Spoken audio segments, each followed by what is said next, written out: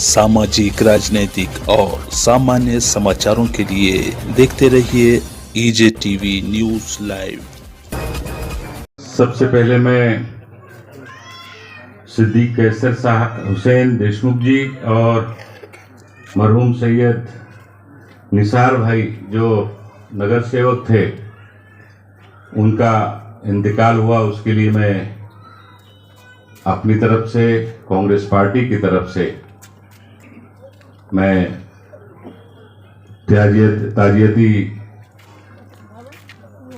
ताजियत पेश करना चाहता हूं।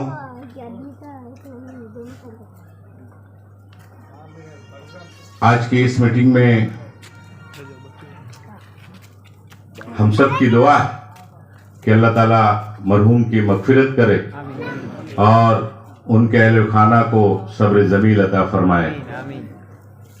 आज की इस मीटिंग में मौजूद यहाँ के नगर अध्यक्ष मोगला जी शिरशिरवार जी, उप नगर अध्यक्ष मुफ्ती मसूर अहमद खान जी, लियाकत अंसारी साहब, शमीम अब्दुल्ला, मुफ्ती मोहिद्दीन रिफाई जी, निसार देशमुख जी, सोनाली मारन जी, संतोषी अंतरपुरकर, पाशा भाई, शेर खान जी, खालिद पाटिल, सभी यहाँ पर स्टेज पे बैठे हुए बहुत सारे हमारे कांग्रेस पार्टी के सभी साथी, जिला कांग्रेस माइनॉरिटी डिपार्टमेंट के सभी पदाधिकारी, योग कांग्रेस, सेवा दल, महिला कांग्रेस के सभी पदाधिकारी, इस इलाके के रहने वाले हमारे तमाम बुजुर्ग और बहनों, हमसे पहले सभी ने आप सबको आने वाली 30 तारीख को अंतापुरकर जी के बेटे को कांग्रेस के हाथ के पंजे के निशान के बगल का बटन दबाकर 30 तारीख को भारी बहुमत से जिताने की अपील की है।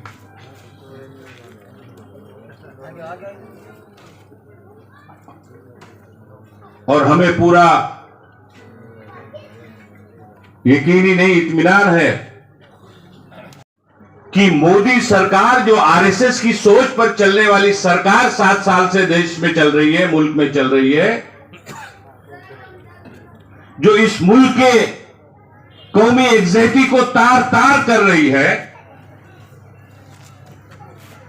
मुल्क में बेरोजगारी बढ़ा रही है, महंगाई बढ़ा रही है, इस मुल्क की सालमियत को पूरी तरह से खत्म करने के पीछे पड़ी हुई है, ऐसी सरकार अब आने वाले किसी भी चुनाव में इस सरकार की पार्टी के उम्मीदवार चुनाव चुन के नहीं जाएंगे।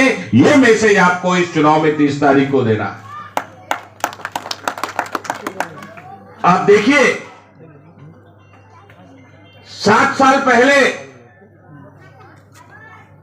भारतीय जनता पार्टी की सरकार देश में आती है, मुल्क में बनती है। किस तरह के वादे किया था नरेंद्र मोदी जी ने? महंगाई खत्म करेंगे, बेरोजगारी खत्म करेंगे, मुल्क में अमन अमान कायम करेंगे, इस देश को तरक्की की राह पर आगे ले जाएंगे। लेकिन एक भी काम हुआ देख रहे हैं आप? महंगाई बढ़ते जा रही है, बेरोजगारी बढ़ते जा रही है, तरक्की के नाम पर हिंदुस्तान 20 साल पीछे चला गया है। आखिर इस मुल्क को आजाद करवाने में हिंदू, मुस्लिम, सिख, ईसाई सभी ने अपनी बदन का एक एक कतरा खून दिया है, तब जाकर यह मुल्क आजाद हुआ है और आजाद भारत में हम रह रहे हैं। इस मुल्क को तबाह और बर्बाद होने नहीं देंगे हम लोग। इस मुल्क को बचाने की लड़ाई हमें लड़ना होगा। आज इस देश में सरकारी एजेंसियों का जिस तरह से गलत इस्तेमाल किया जा रहा है, चाहे ईडी हो, आईटी हो, चाहे आजकल नई एजेंसी बहुत शोर मचाए हुए है एनसीबी हो, सीबीआई हो, इन सारी एजेंसियों का कितना गलत इस्तेमाल हो रहा है आप देख रहे हैं। थोड़े दिन पहले शाहरुख खान के लड़के को, जो सिर्फ लाइन में खड़ा था, जिसके पास कोई भी तरह का ड्रग्स ना पिया था ना उसके पास बरामद हुआ, उसको गिरफ्तार करके 16-17 दिन से जेल में रखा गया है। और भारती नाम की एक्ट्रेस है जो बीजेपी की है, पिछले साल जब वो पकड़ी गई थी तो उसके ऊपर 200-250 ग्राम से 1.25 किलो से ज्यादा उसके ऊपर गांजा वगैरह मिला था और उसको दूसरे दिन जमानत देकर उसको छोड़ दिया गया। क्या हो रहा है इस मुल्क में? जो उनके खिलाफ, उनकी नाकामियों के खिलाफ, उनकी गलतियों के खिलाफ आवाज उठाता है, दूसरे दिन उसके घर पर ईडी की रेड पड़ती है, सीबीआई की रेड पड़ती है। भारतीय जनता पार्टी के लीडर कहते हैं कि अब फलाने के घर में ईडी आने वाली है, आईटी आने वाली है, सीबीआई आने वाली है। इस तरह का बयान दे देकर नेताओं को, लीडरों को डराकर उनका मुंह बंद करने की कोशिश कर रहे हैं। मैं भारतीय जनता पार्टी के नेताओं को कहना चाहता हूं, ये कांग्रेस पार्टी के लीडर हैं, ये खामोश बैठने वाले नहीं हैं। कांग्रेस पार्टी की क़यादत में इस देश का हिंदू और मुसलमान, सिख और ईसाई जब 47 के पहले अंग्रेजों से नहीं डरा तो भारतीय जनता पार्टी किस खेत की मूली है?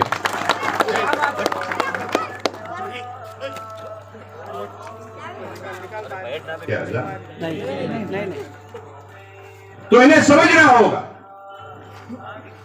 आज कांग्रेस पार्टी पूरे मुल्क में लड़ाई लड़ रही है, आरएसएस के खिलाफ, आरएसएस की सोच के खिलाफ, मोदी की गलत फैसले के खिलाफ, मोदी सरकार की गलत नीतियों के खिलाफ। आप देख रहे हैं कि कौन लड़ाई लड़ रहा है? कोई लीडर बोलने को तैयार है? अगर कोई लड़ाई लड़ रहा है तो कांग्रेस पार्टी और राहुल गांधी पूरे देश में लड़ाई लड़ रहे हैं, पूरे मुल्क में लड़ाई लड़ रहे हैं। और कांग्रेस पार्टी को साथ देने का काम आप सबको आने वाले दिनों में करना होगा मजबूती के साथ, क्योंकि जिस तरह से सवाल एक विधानसभा चुनाव का नहीं है, सवाल महाराष्ट्र की सरकार का नहीं है, सवाल इस मुल्क की सालमियत को बचाने का है।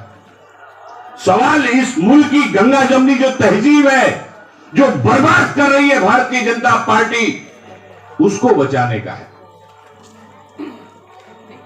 मैं तो हमेशा आप कहता हूं इस बात को कि एक लड़ाई हमारे बुजुर्गों ने सन 47 के पहले अंग्रेजों के खिलाफ लड़ी थी, इस मुल्क को आजादी दिलाने के लिए।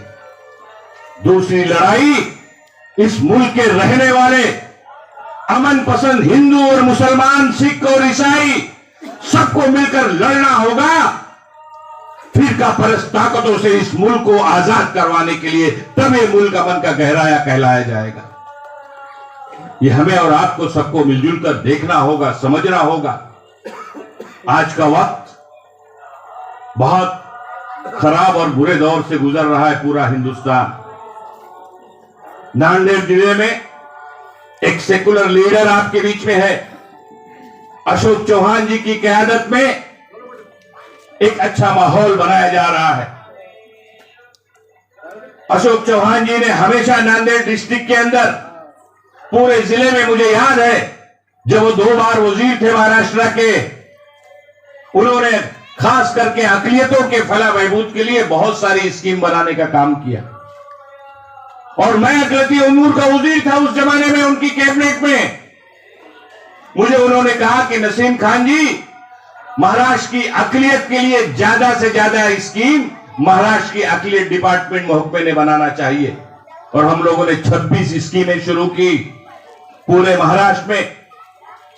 44 से ज्यादा सेकंड शिफ्ट की ITI शुरू किया, पॉलिटेक्निक शुरू किया, और वक्फ बोर्ड की जमीनों को खाली करवाने की मुहिम शुरू की, उर्दू जबान को फरोग देने के लिए उर्दू घर की तामीर शुरू किया और सबसे पहला उर्दू घर नांदेड़ में बनाने में हम लोग कामयाब हुए।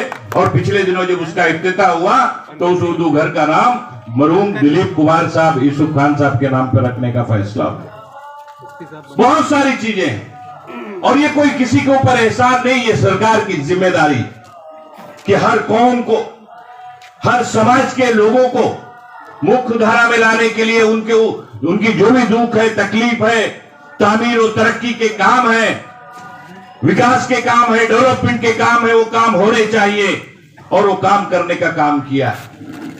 आज कहीं ना कहीं अलग अलग वक्त पर अशोक चौहान जी जैसे एक बेबाक लीडर को कमजोर करने की साजिश भारतीय जनता पार्टी रचती रही है टाइम टू टाइम। पिछले लोकसभा चुनाव में आपने देखा कि वोटों का बंटवारा करके किस तरह से नुकसान पहुंचाने का काम किया गया। मैं आप सबसे कहना चाहता हूं कि आने वाले दिनों में आप सबको मुत्तहिद होकर, चाहे हिंदू हो, मुस्लिम हो, सिख हो, ईसाई हो, सब एकजुट होकर एक साथ भारतीय जनता पार्टी जैसी फिरका परस्त पार्टी को कमजोर और खत्म करने के लिए कांग्रेस के साथ मजबूती के साथ खड़े होइए। हालांकि आप सारे लोग हमेशा से कांग्रेस के साथ रहे हैं, अशोक चौहान जी के साथ रहे हैं, शंकरराव चौहान जी के जमाने से कांग्रेस के उम्मीदवारों को आप जिताते रहे हैं, चाहे असेंबली का मामला हो, चाहे नगर पालिका का चुनाव हो, चाहे लोकसभा का चुनाव हो, हमेशा आप साथ देते रहे हैं। लेकिन मैं आप सबसे अपील करने आया हूं क्योंकि आज जरूरत है एक मैसेज देने की, एक संदेशा देने की, और वो उसकी शुरुआत आने वाली 30 तारीख को आपको करना है।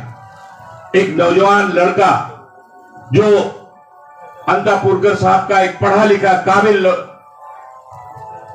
नौजवान है, जिसको कांग्रेस पार्टी ने अपनी उम्मीदवारी दी है, उम्मीदवार बनाया है, उस काबिल नौजवान को आपको भारी वोटों से चुनकर भेजना है।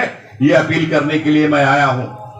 आज हालात ठीक नहीं चल रहे हैं, माहौल को आपको समझना होगा। सारे लोग मिलजुल कर कांग्रेस पार्टी और अशोक चौहान जी का हाथ मजबूत करें। यह अपील करने के लिए नसीम खान मुंबई से आपके बीच में आया है और हमें पूरी उम्मीद है कि आने वाली 30 तारीख को आप सारे लोगों की दुआएं वोट के जरिए कांग्रेस पार्टी के उम्मीदवार को मिलेगी और कांग्रेस का हमारा उम्मीदवार भारी बहुमत से चुन के जाएगा। इसी अपील के साथ आप सबका बहुत बहुत शुक्रिया। खुदा हाफिज, जय हिंद, जय महाराष्ट्र। सामाजिक, राजनीतिक और सामान्य समाचारों के लिए देखते रहिए EJ टीवी न्यूज लाइव।